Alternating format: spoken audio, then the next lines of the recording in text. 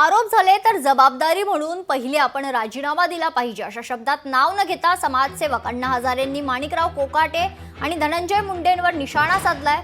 मंत्रिमंडळातील मंत्र्यांवर बोलताना अण्णांनी ही प्रतिक्रिया दिली आहे।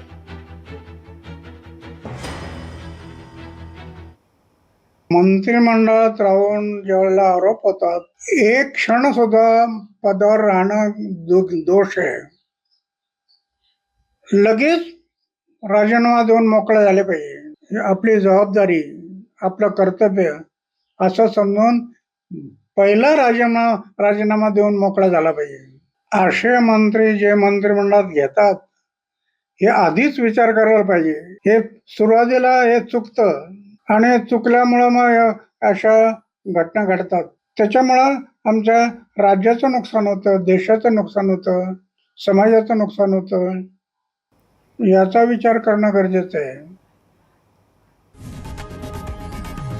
लोकशाही मराठी ऐका, पहा, जागरूक रहा।